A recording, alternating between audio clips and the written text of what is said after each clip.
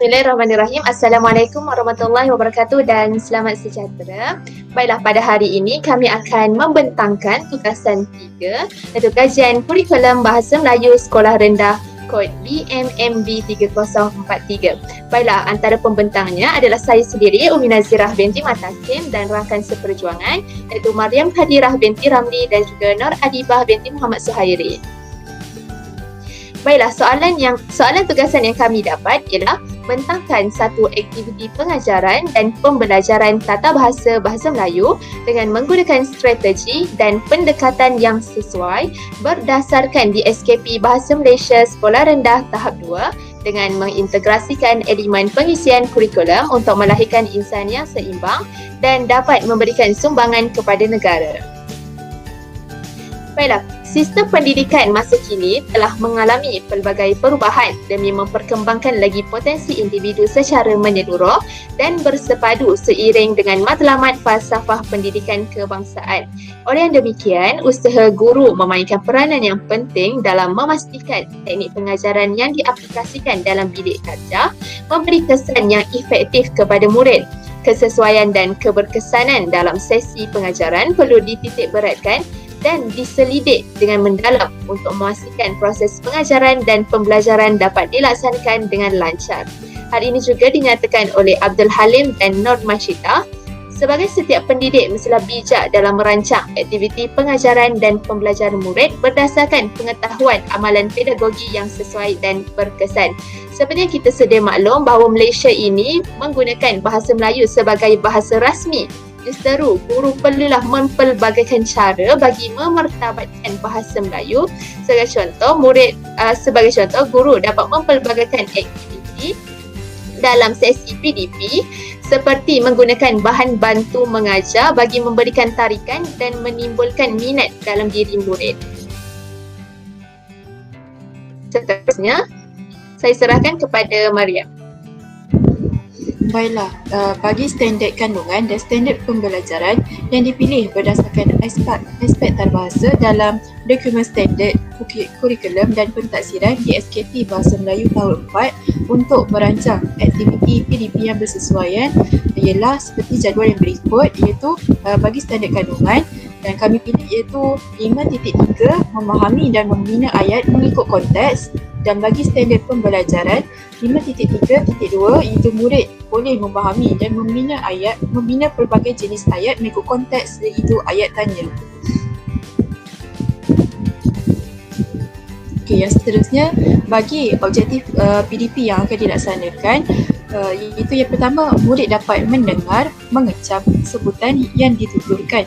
Okey, hal ini bersesuaian dengan perancangan pengajaran bagi aspek tata bahasa yang memerlukan murid untuk memahami dan menguasai penggunaan bahasa untuk membina ayat tanya dengan betul. Jadi bagi objektif PDP yang kedua pula ialah murid dapat memahami dan memberikan respons terhadap ujaran, menyoal dan menjawab soalan untuk mendapatkan penjelasan. Okay, jadi hal ini kerana sesi PDP yang akan dilaksanakan oleh guru mestilah disampaikan dalam pelbagai pendekatan yang dapat membantu murid untuk menguasai aspek tata bahasa dengan cemerlang.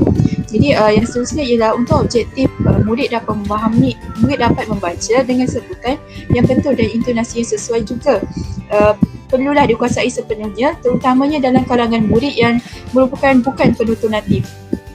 Okay, jadi kat sini jelaslah bahawa objektif yang dalam pelaksanaan proses PDP ini mestilah bersesuaian dengan isi pembelajaran dan tahap kemampuan murid untuk menguasai keseluruhan isi pembelajaran.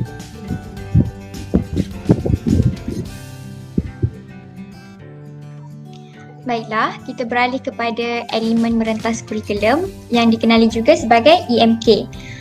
Menurut aktiviti yang dipilih, terdapat 3 pengkelasan elemen daripada aktiviti iaitu Bahasa, Nilai Murni dan Teknologi Maklumat dan Komunikasi TMK.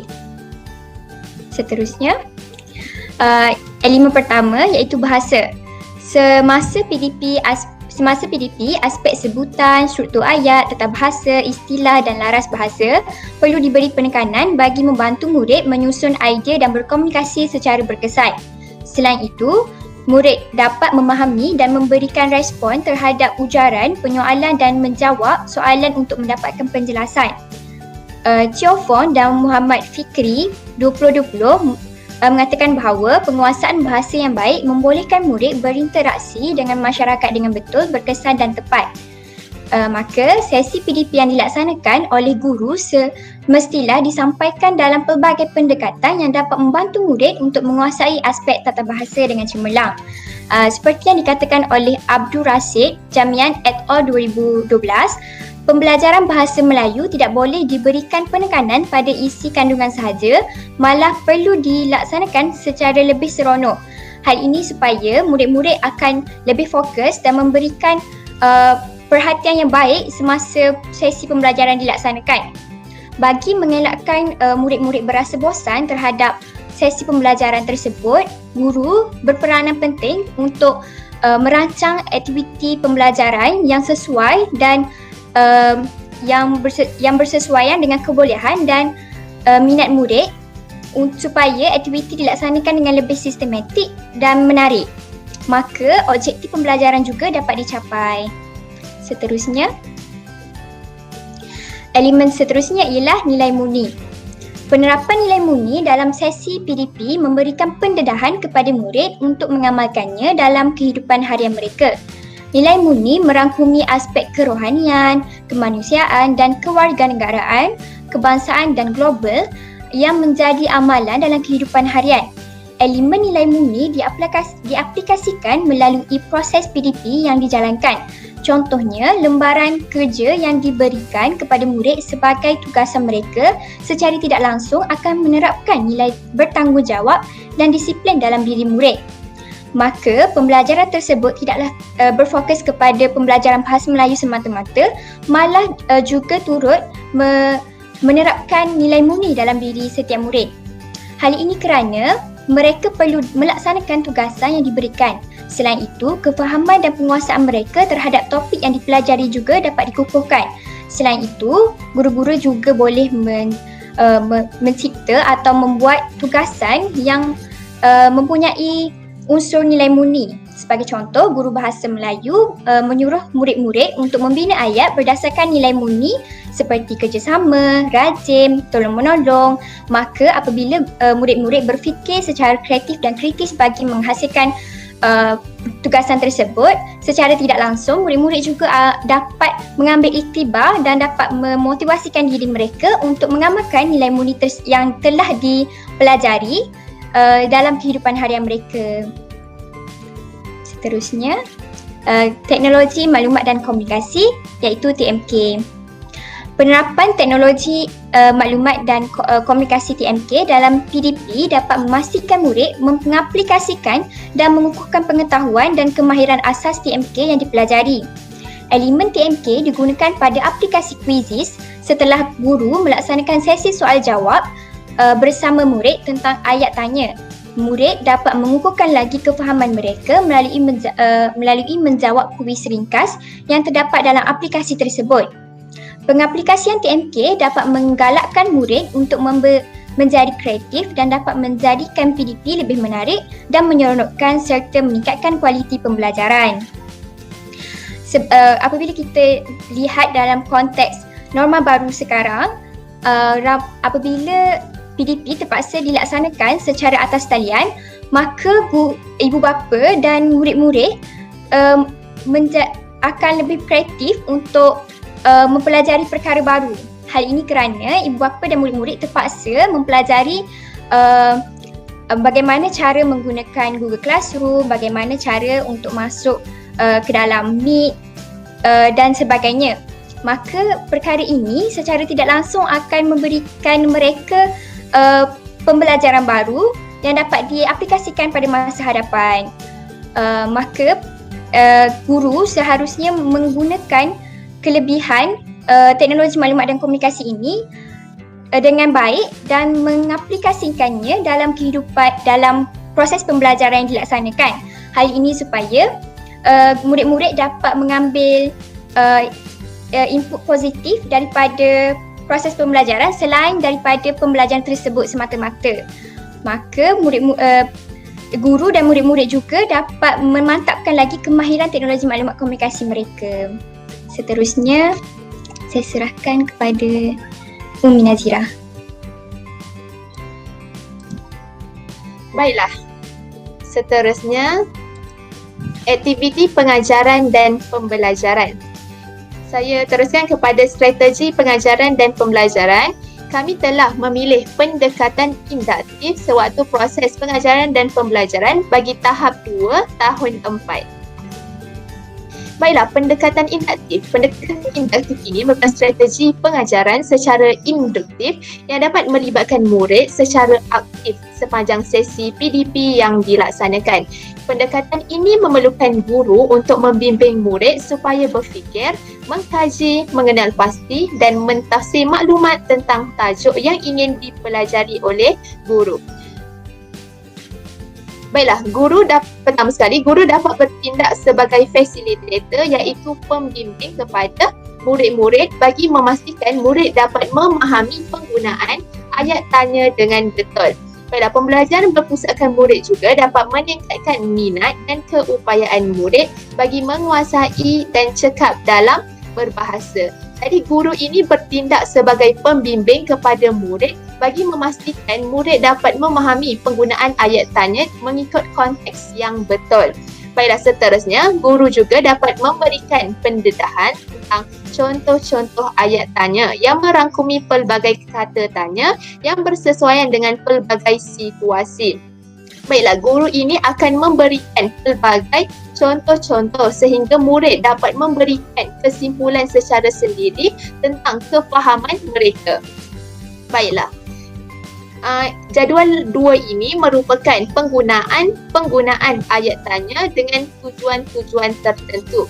Misalnya, penggunaan kata tanya siapakah merujuk kepada orang, apakah merujuk kepada benda, perkara, hal, binatang dan juga tumbuhan.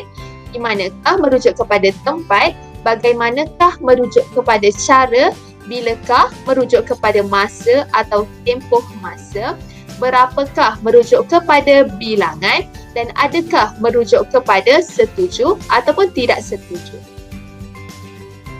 Baiklah, lampiran 1 ini merupakan dialog lakonan murid di mana guru mengarahkan murid untuk melakonkan 2 watak iaitu watak Hana dan juga watak Yaya. Berdasarkan dialog ini terdapat penggunaan kata tanya di dalamnya.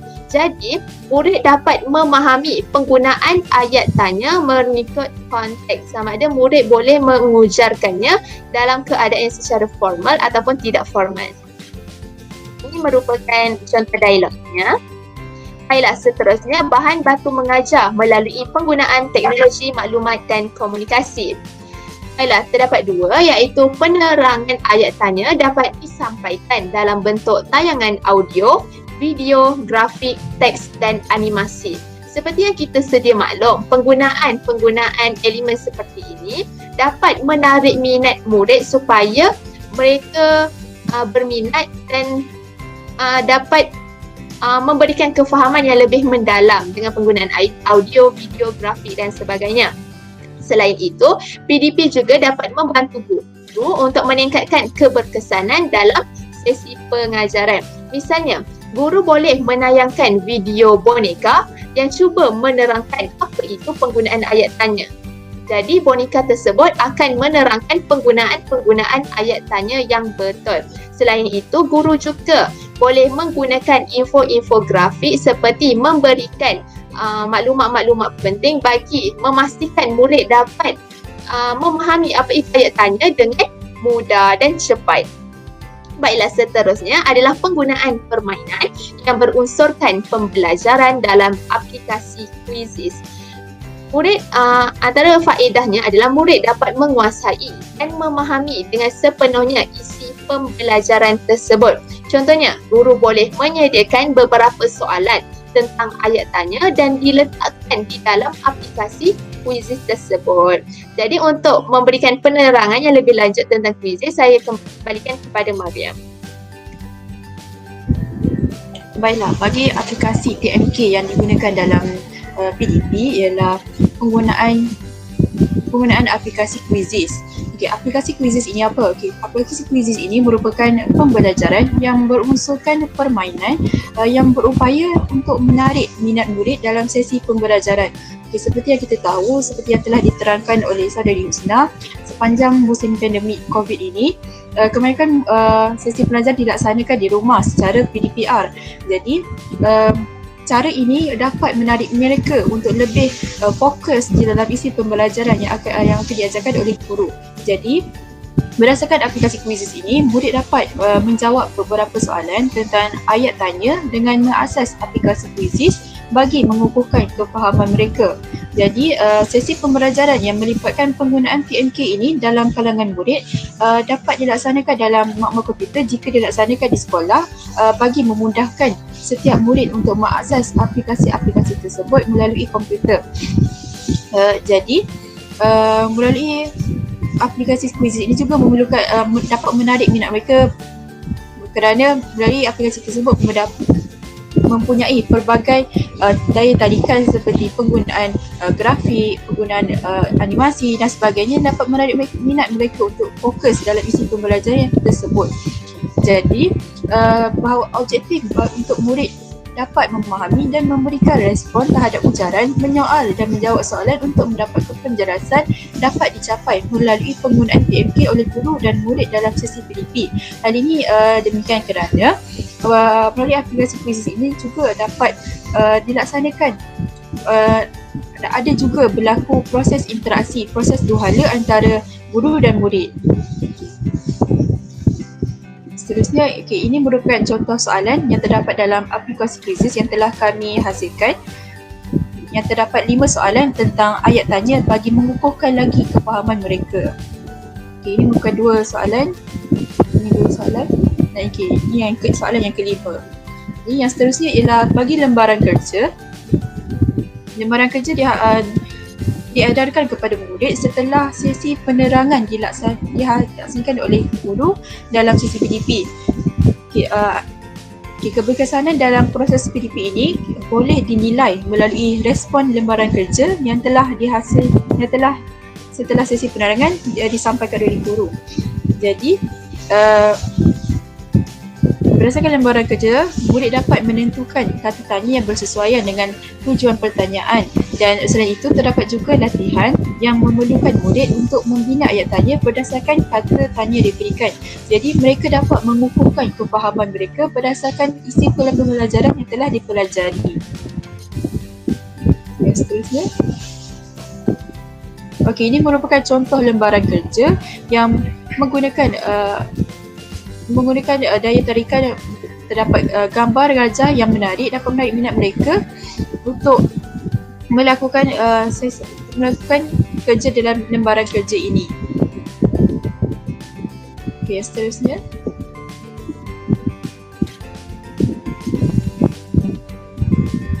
Baiklah, menurut kesemua penerangan yang telah dilakukan oleh saya dan rakan-rakan, maka dapat disimpulkan bahawa perancangan aktiviti yang boleh dilaksanakan sepanjang sesi PDP dijalankan mestilah tersusun dan sentiasa melibatkan murid secara aktif dalam sesi PDP.